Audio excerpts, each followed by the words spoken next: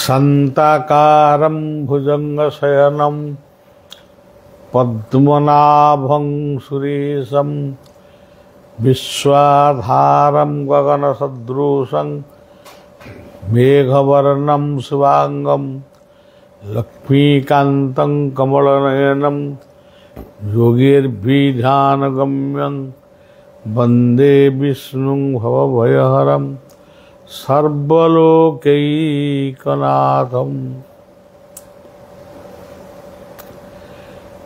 आजिर यही पवित्र सुप्रभात रे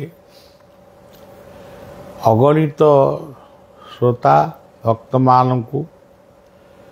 बलिया शुभेच्छा जनाऊँगी।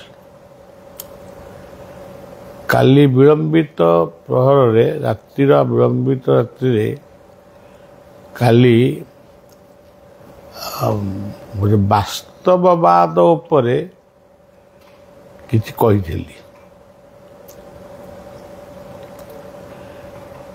प्रकृत रे वास्तववाद जदि आम भितर न रहिबो ताले आमे केवल जेमती अंध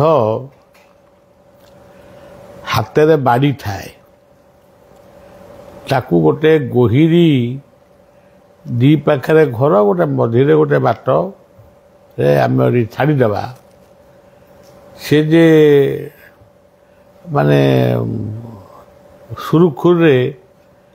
से पलैब से कथा भी नुह। से निश्चय ए पाख हाथ मार से पाख हाथ मार गोड़ कौटी तार गोटे जगार कि दीटा जगार पड़ो। तेणु से किसी जमीती हेले भी से बाट को स्थिर करिया को पड़ो। आमको जो माने बुझे देइचंती भगवान दुनिया रे अछंती बा किए कहउचंती अल्लाह अछंती ईश्वर अछंती। यही कथाटाକୁ आमे विश्वास करी आमे एपर्यंत आम परंपरा आमे चलीचु। से विश्वासता जदि भी टूटीजीव ताहले ये पवित्र समाज रे आहुरी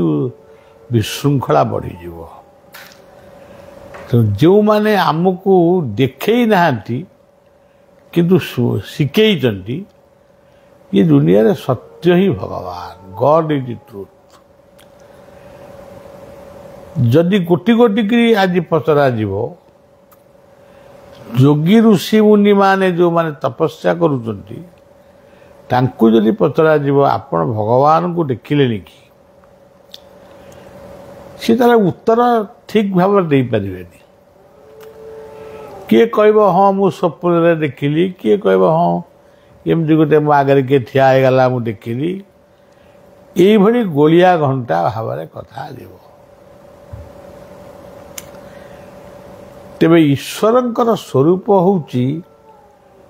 गोटे ज्योति जहाँ को कहा जाउची अदृश्य ज्योति। ज्योतिटा पुणी अदृश्य केमिति हला? ज्योतिटा तो आलोक सेटा जलिब अंधार को नाश करिव ताकू पुणी आम अदृश्य ज्योति बोली कहीं कहूँ।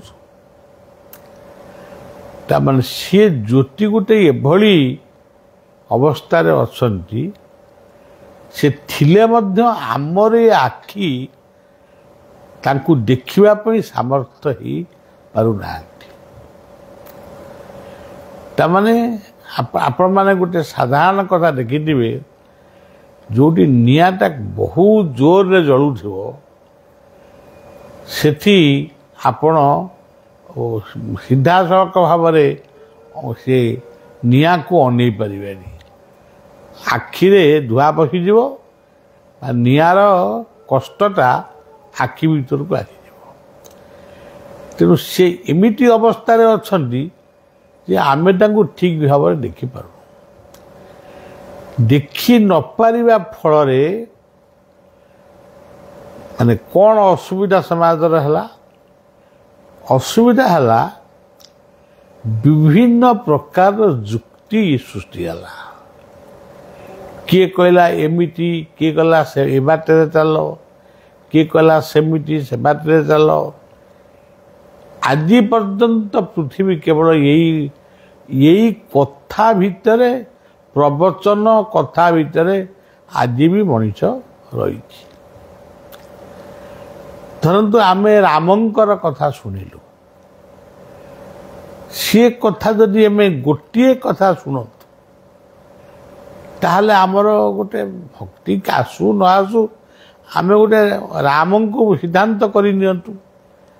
जदि वाल्मीकि एमती कहले तुलसी सेमती कहले उपेन्द्र भंज एमती कहले विचित्रनाथ खुंटिया एमती कहले बलराम दास भक्त बलराम दास से एमती कहले अरे रामायण तो कहल पुणी एत कथा कौन आसला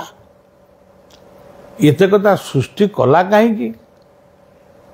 कल कहीं माने भविष्य दायाद मान को तेज राम को गोटे बणा सृष्टि कल राम को कई मरा कही ना राम कही राम चरित्रटा को एमती भाव वर्णना करागला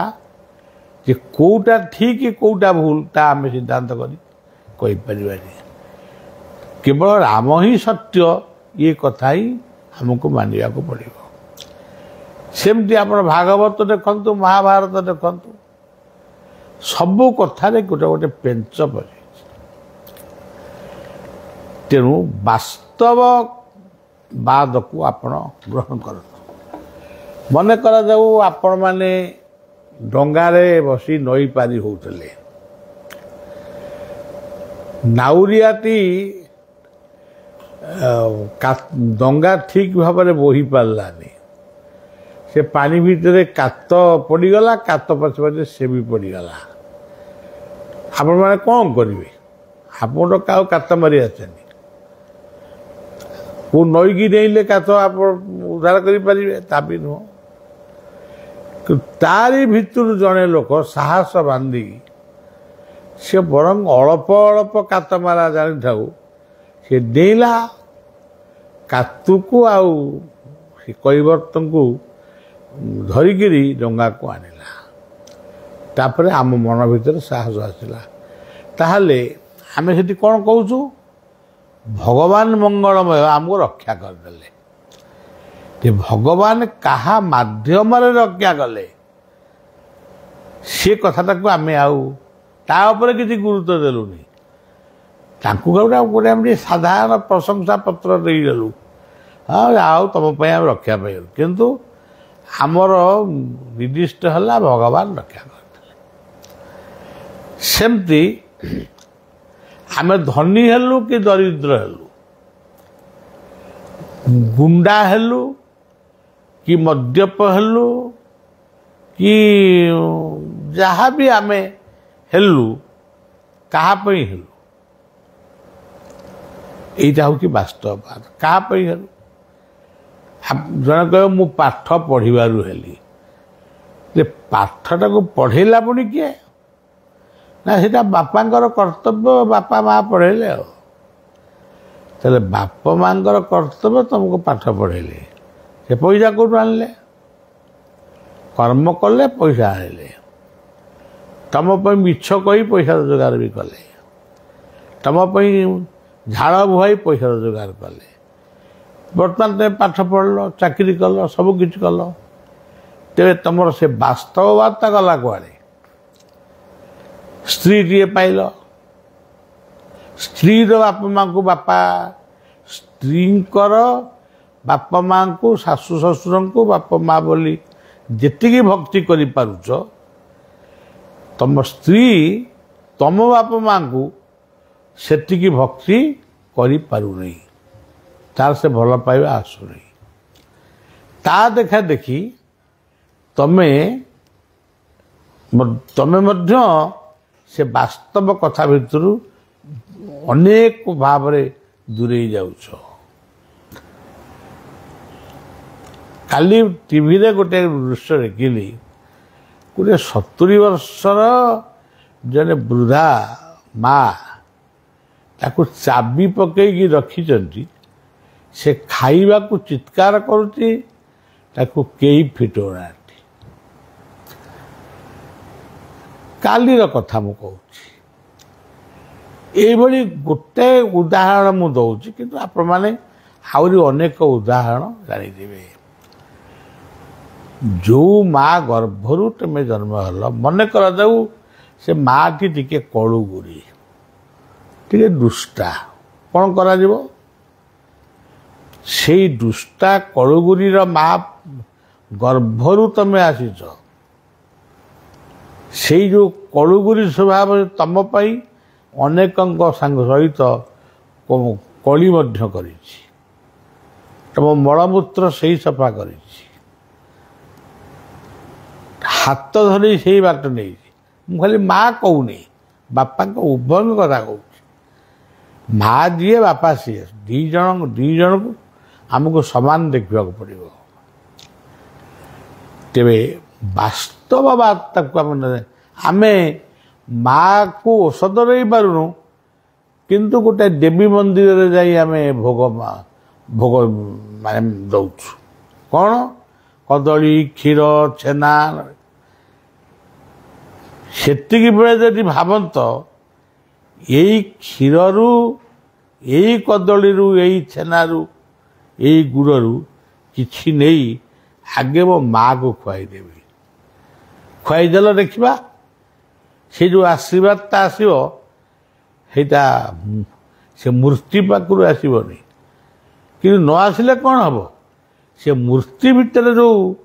शक्ति रही मातृशक्ति से किंतु आशीर्वाद कर तबे जानी पारिबनी कि से आशीर्वाद कर तमें भाव तो एगुड़ाक सब मिछ किए कहला मिछ आम ही कहूँ मिछ आम ही कहूँ सत सबू आमरी मुहरे ये दुनियाटा मिछ दुनियाटा को जी सृष्टि कला ताले से गोटे बड़ मिछुआ से मिछुआ लोकटी कहीं मिछ को सृष्टि कला आ मिछुआ लोकटी आमको सृष्टि करी आमे जहाँ करूँ मिछ बोली आमको कहवा तामाने तमें आमको मिछुआ करूच जहा गोटे गीत आम बोलुलु जहा खाली आखि आगे देखु सबू खाली मिछ माया से गीत को करेक्शन करा पड़ो जहाँ तुम्हें देखुच ताहा ही सत्य जहाँ तुम्हें शुणुच से सत्य किंतु तुम्हें उपलब्धि करने कष्ट तेणु वास्तव दुनिया को आसीच निजकू सजाड़ी नियो तम पाखरे जी अच्छी से कुकुरटी अच्छी कि बिलेईटी अच्छी